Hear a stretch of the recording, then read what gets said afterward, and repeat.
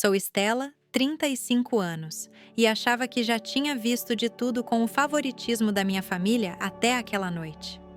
No jantar de comemoração dos 36 anos de casados dos meus pais, em um restaurante movimentado de São Paulo, o tilintar de taças e as risadas foram se dissipando quando meu pai se levantou, com a voz cortante. A gente gostaria que sua irmã fosse nossa única filha, ele disse com os olhos fixos em mim. O salão ficou em silêncio. Minha irmã sorriu com aquela expressão presunçosa, cortando mais fundo que as palavras. Todos, primos, tias, tios, me encaravam. Senti o calor subir no peito. Mas não chorei. Não gritei. Apenas ardia por dentro, sabendo que aquilo era a gota d'água. Por anos, eu tinha dedicado meu coração e meu dinheiro ao negócio falido deles, só para ser o saco de pancadas. Naquela noite, algo se rompeu. Eu não ia mais aguentar. Saí dali, com os saltos batendo no piso de madeira, já planejando meu próximo passo. Uma semana depois, o desejo deles se realizou de um jeito que nunca esperaram, e o mundinho perfeito começou a desmoronar. Crescendo, eu sempre fui a esquecida. Meus pais, Felipe e Carla, nunca me deixavam esquecer isso. Quando eu era criança, eles sorriam radiantes para minha irmã Nádia, elogiando suas notas perfeitas, os troféus do time de debate, o sorriso impecável. Eu era sortuda se eles notassem que eu estava no quarto. Ainda carrego a dor daqueles anos, como a vez em que ganhei uma competição de matemática e eles esqueceram de aparecer, ocupados demais torcendo por Nádia no recital dela. Nádia absorvia tudo, sempre pronta com um aceno presunçoso, como se merecesse cada gota de amor deles. Não eram só palavras. O favoritismo moldava tudo. Os jantares em família giravam em torno das histórias de Nádia, da promoção recente, dos grandes planos dela. Se eu falasse, mamãe me interrompia dizendo: "Vamos ouvir sua irmã." Papai assentia, com os olhos cravados nela. Aprendi a ficar quieta, engolindo a mágoa. Mas não era só em casa. Eles a exibiam nas reuniões familiares enquanto eu ficava para trás, invisível. Uma vez, no casamento de um primo, passaram a noite toda se gabando do novo emprego de Nádia em uma rede de varejo, sem mencionar que eu tinha acabado de conseguir um cargo como gerente financeira. O golpe de misericórdia era o negócio deles. Meus pais eram donos de uma pequena loja de roupas e acessórios em São Paulo, o orgulho deles, mas sempre à beira do abismo. Decisões ruins, contas atrasadas, o de sempre. Eu o salvava, não só uma vez, mas todo mês. 2.500 do meu salário, transferidos sem falha, além de horas de consultoria financeira gratuita para manter o lugar de pé. Eu analisava números, negociava com fornecedores, otimizava o estoque. Eles me agradeciam? Não. Ligavam para Nádia para elogiar como as ideias de marketing dela tinham salvado o dia, mesmo que fossem vagas na melhor das hipóteses. Um novo letreiro aqui, um desconto ali. Meu trabalho mal recebia um aceno. Eu não era ingênua. Sabia que eles se apoiavam em mim porque eu era boa com números, não porque se importavam. Toda vez que enviava aqueles R$ 2.500, apertava os dentes pensando nas férias que não tirava, no apartamento que não reformava. Mas fazia isso.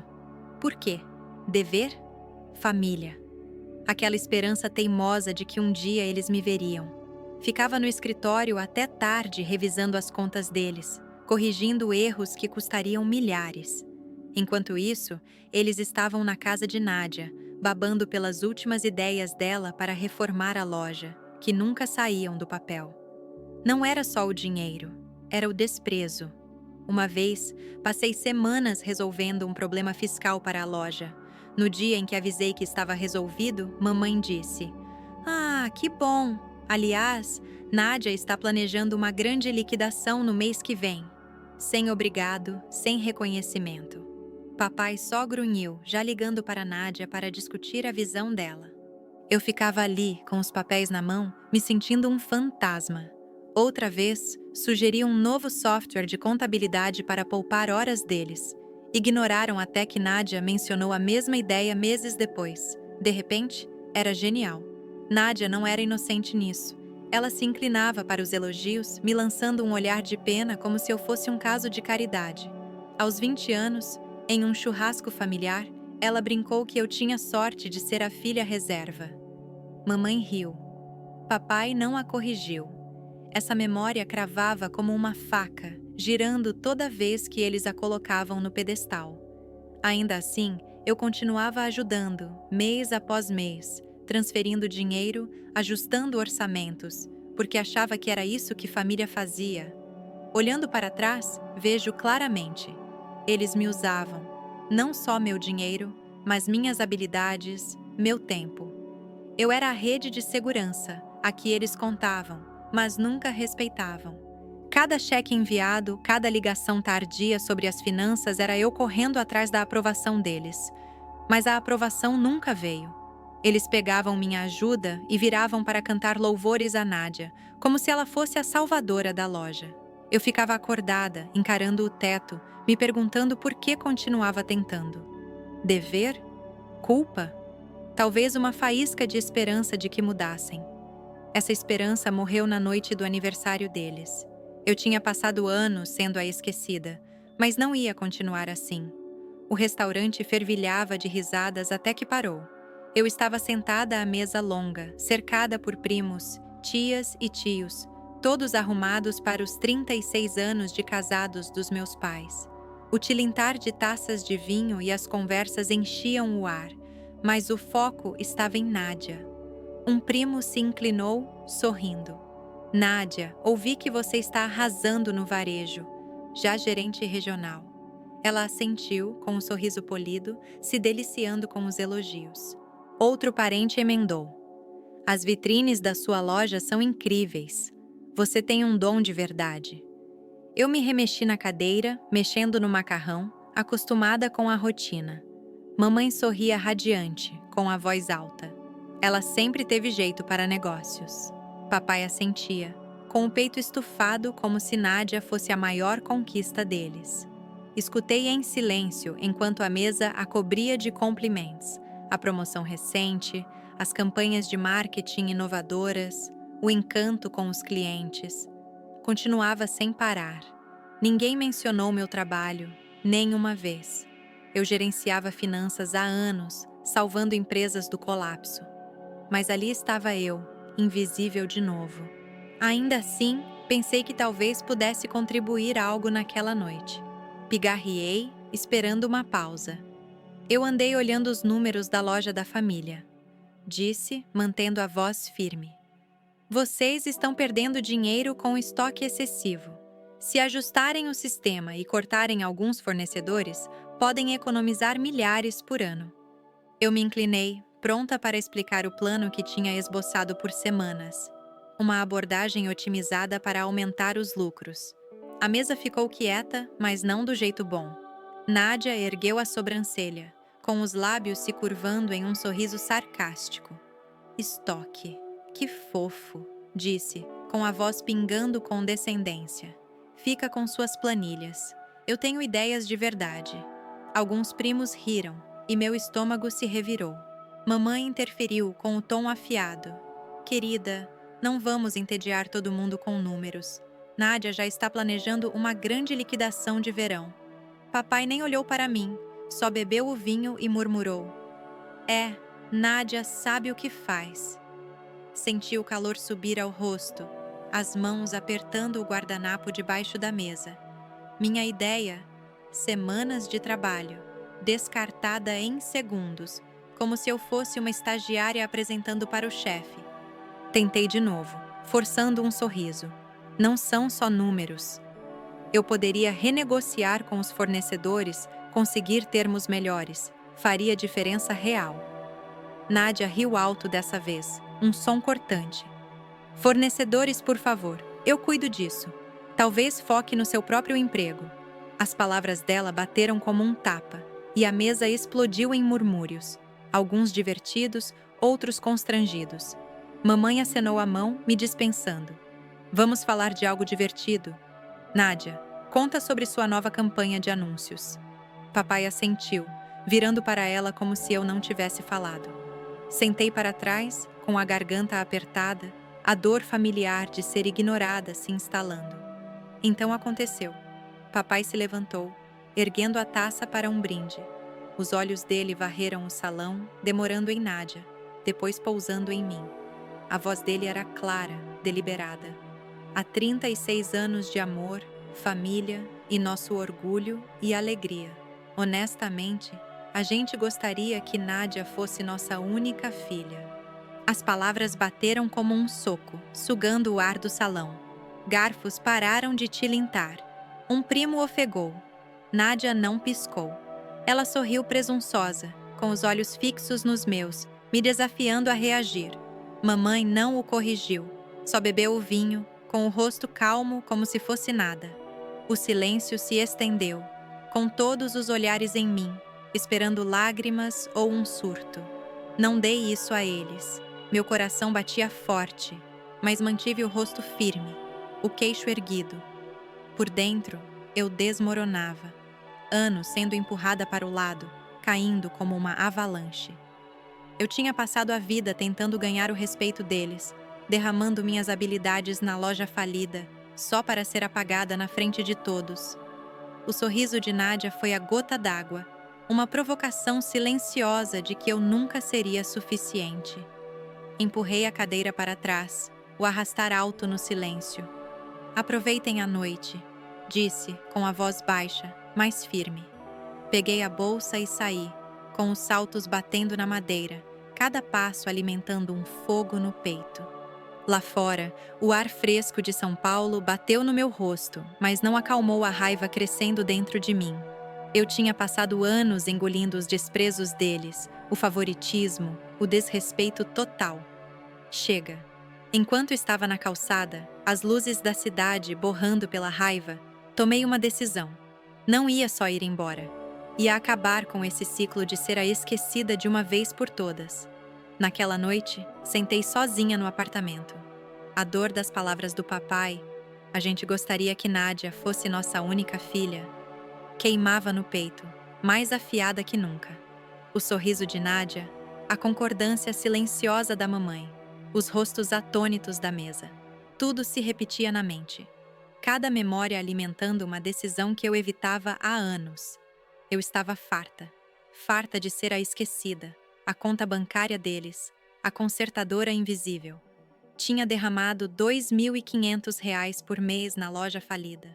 Passado horas incontáveis equilibrando as contas, negociando com fornecedores, mantendo o negócio vivo. Para quê? Para ser ridicularizada, descartada, apagada na frente de todos. Chega. Peguei o celular, com as mãos firmes apesar da raiva pulsando. Abri o grupo da família, eu, papai, mamãe, Nádia, e digitei uma mensagem. Estou fora de ajudar com a loja, sem mais dinheiro, sem mais conselhos. Boa sorte. Apertei enviar com o coração acelerado, sabendo o caos que viria. Em minutos, o celular acendeu. Papai ligou primeiro, deixando uma mensagem que não ouvi. Mamãe mandou um texto. O que é isso? Me liga agora. Nádia enviou uma palavra só. Sério? Encarei a tela, as palavras dele se misturando, e senti uma calma estranha. Não ia responder. Não aquela noite, nem nunca. De manhã, as ligações se multiplicaram. Papai deixou mais 3 mensagens, o tom indo de confusão para irritação. A gente precisa conversar sobre isso, disse em uma, como se eu devesse explicação. Os e-mails da mamãe lotaram a caixa. Mensagens longas sobre como a loja era o legado da família e como eu não podia abandoná-los. Nádia ligou 2 vezes, com a voz afiada, exigindo que eu parasse de exagerar. Deixei todas irem para a caixa postal, todos os e-mails sem ler. O pânico deles era palpável, mesmo pela tela, mas não sentia culpa. Eles dependiam do meu dinheiro e expertise há anos, sem nunca agradecer, sempre elogiando Nádia no lugar. Agora, enfrentariam as consequências. A loja era um caos, sem mim. Eu sabia que seria. Meus R$ 2.500 por mês cobriam as contas atrasadas. impediam fornecedores de cortar o fornecimento. Meus conselhos, horas analisando finanças, otimizando operações, eram o único que os mantinha à tona. Sem isso, afundariam rápido. Não sentia pena, sentia liberdade. Pela primeira vez, não corria atrás da aprovação deles. Não implorava por um pedaço de respeito. Estava tomando o meu poder de volta. E era bom. Mas Nádia não parou. 2 dias depois, veio uma notificação, uma postagem nova no Facebook dela, pública para toda a família e amigos verem. Algumas pessoas acham que são indispensáveis, escreveu, mas são só invejosas e mesquinhas, criando drama para se sentirem importantes. Ela não me nomeou, mas a mensagem era clara. Comentários choveram, primos e amigos em comum especulando, alguns até me marcando. Depois vieram mensagens privadas, conhecidos perguntando se eu estava bem, outros insinuando que eu era difícil no trabalho. Nádia não parou aí. Postou de novo, dessa vez sobre meus relacionamentos fracassados, alegando que eu era focada demais na carreira para manter um namorado. Mentiras, tudo. Mas o estrago estava feito. Meu celular vibrava com notificações, cada uma alfinetada na minha reputação, no emprego, na vida. Rolei pelas postagens dela com o queixo apertado. Nádia sempre foi presunçosa, mas isso era um novo nível. Ela tentava me pintar como a vilã, a instável, para desviar do colapso da loja. Podia ter revidado, exposto a sujeira deles, como imploravam pela minha ajuda, como as ideias brilhantes de Nádia nunca funcionavam. Mas não fiz. Responder seria jogar o jogo dela. E eu estava fora disso. Bloqueei ela no Facebook, silenciei o número e ignorei a pilha crescente de e-mails da mamãe e do papai. A pressão deles não era mais meu problema. A pressão não diminuiu. Papai ligou de outro número, deixando uma mensagem que começava suave, mas virava afiada. "Você está machucando a família", disse, como se eu fosse a que os humilhara. O e-mail seguinte da mamãe era uma viagem de culpa, alegando que eu estava despedaçando a gente por um mal-entendido. Nádia mandou um texto em maiúsculas. "Você não pode simplesmente ir embora assim." Apaguei sem responder. As palavras deles não me balançavam. Só confirmavam o que eu já sabia. Eles não se importavam comigo. Se importavam com o que eu podia fazer por eles. A loja, a imagem, o conforto. Era isso que contava. Eu era só um meio para um fim.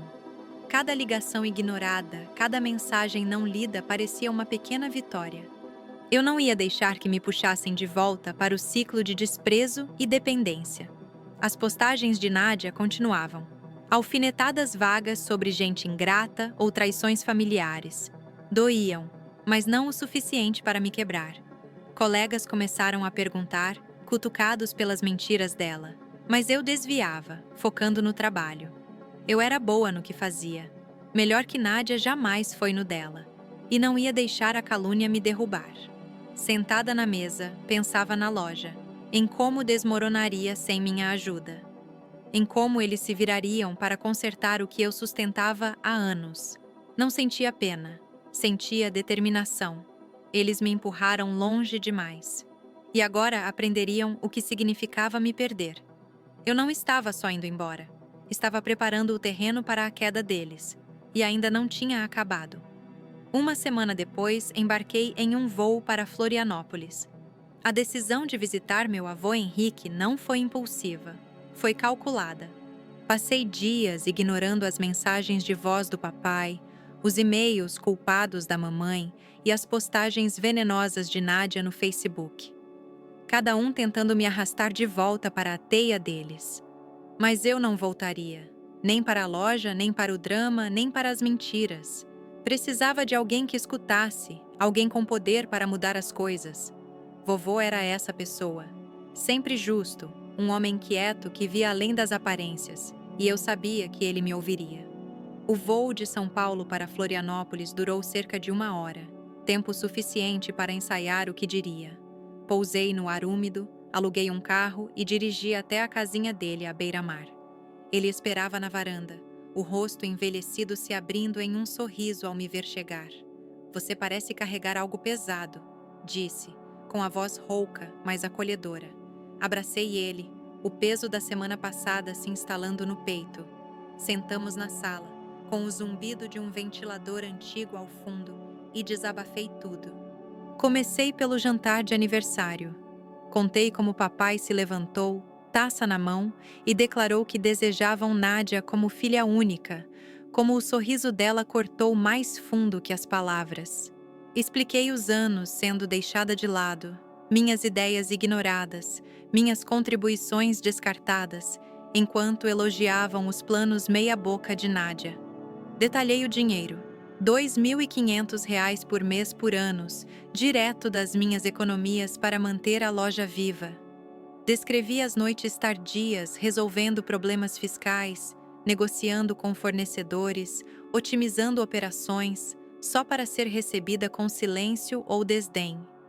Depois cheguei às postagens de Nádia, as mentiras sobre meu trabalho, meus relacionamentos se espalhando como fogo entre família e amigos. Vovô escutou, o rosto endurecendo a cada palavra. As mãos dele, calejadas de anos na construção, se fecharam em punhos quando mencionei o brinde do papai. "Eles disseram isso na frente de todos?" perguntou com a voz baixa, quase um rosnado. Assenti, pegando o celular para mostrar as postagens de Nádia, capturas de tela que salvei antes de bloquear. "Algumas pessoas acham que são indispensáveis", lia uma, seguida de comentários de primos que compraram a narrativa dela. Outra insinuava que eu era instável, arrastando minha carreira pela lama. Os olhos de vovô se estreitaram, o queixo apertado. "Isso não é família", disse. "É traição." Ele se levantou, andando pela sala, a raiva palpável. Vovô tinha construído uma pequena fortuna em imóveis, terras em Santa Catarina, algumas casas de aluguel, e seu testamento não era segredo na família. Sempre planejou dividir entre os filhos, incluindo o papai, com partes para mim e Nádia. Mas agora balançava a cabeça. "Eu vi como te tratam", disse. "Achei que melhoraria, mas isso é imperdoável." Sentou de novo com a voz firme, mas feroz. "Vou mudar o testamento. Eles não merecem um centavo." Não o pressionei. Não precisei. Vovô ligou para o advogado naquela tarde, um homem seco de terno que chegou em horas. Fiquei quieta enquanto discutiam as mudanças. Vovô foi claro. Papai, mamãe e Nádia estavam fora. As terras, as propriedades, tudo ia para mim, com uma porção doada para uma instituição local que ele apoiava há anos. "Você mereceu", me disse, com os olhos suaves, mas decididos. Não só pelo que fez, mas por quem é. Engoli em seco, o peso das palavras se assentando. Pela primeira vez em anos, me sentia vista. Vovô não parou aí. Perguntou detalhes sobre as finanças da loja, quanto eu tinha dado, como eles dependiam de mim. Quando expliquei os R$ 2.500 mensais e a consultoria não paga, balançou a cabeça de novo.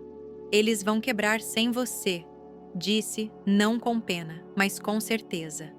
"Deixa eles." Assenti, sabendo que tinha razão. A loja já estava instável. E sem minha ajuda, enfrentariam as multas fiscais e dívidas com fornecedores que eu segurava. Voltei para São Paulo no dia seguinte, com a determinação mais forte que nunca.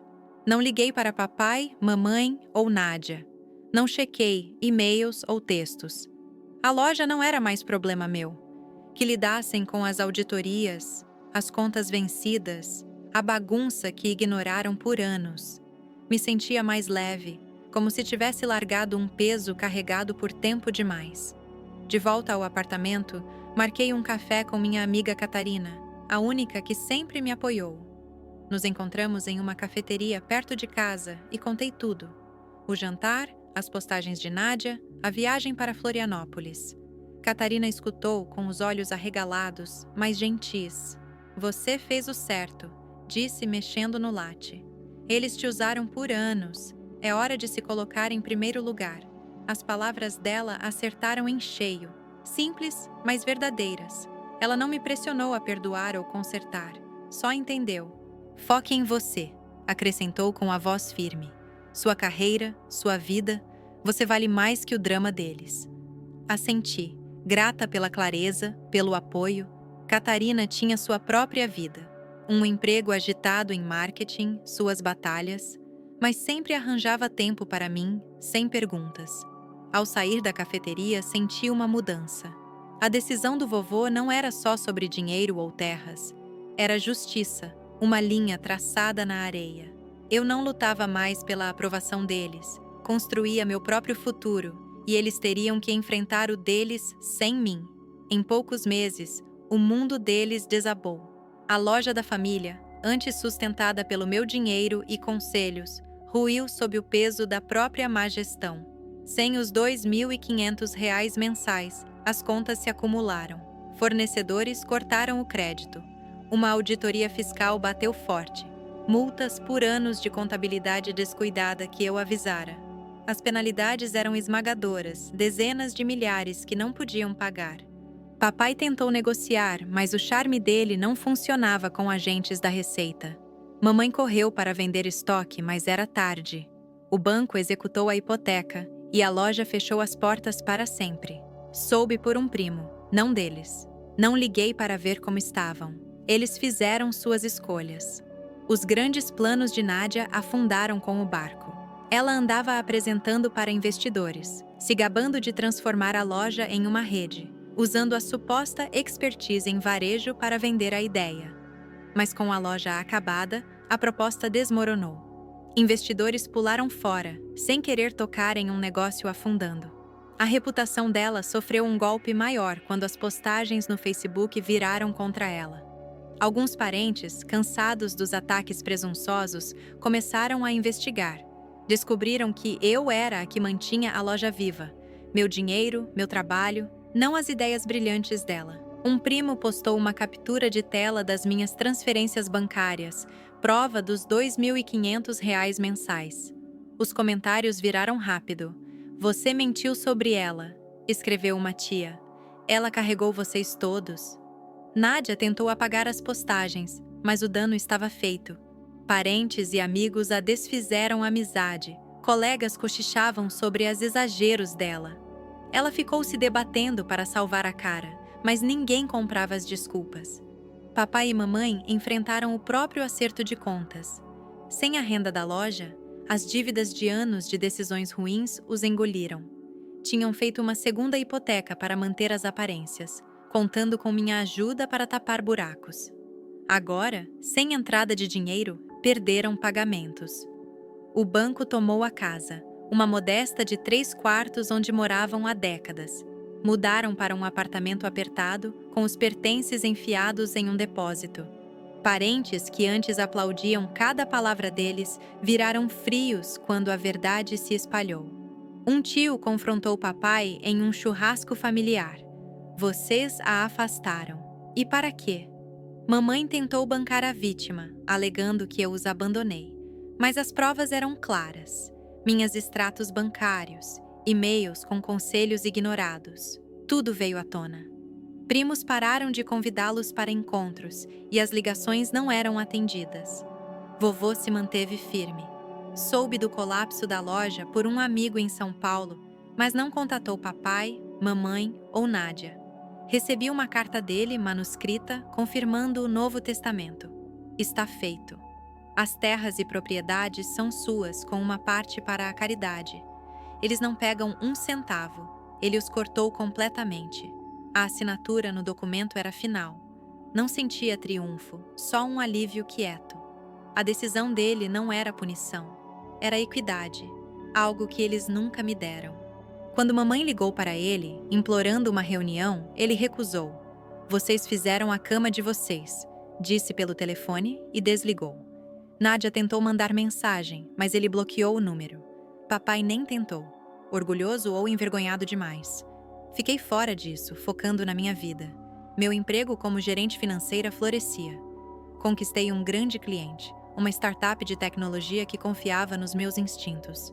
Não chequei a loja, nem respondi os textos ocasionais da mamãe, ainda cheios de culpa.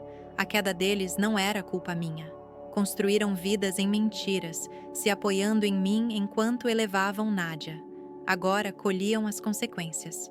O colapso não era só financeiro, era pessoal. Os parentes que riam das postagens de Nádia agora a viam como era. Uma valentona que me difamava para salvar a própria imagem. Os que elogiavam mamãe e papai no jantar de aniversário agora os evitavam, envergonhados pela verdade.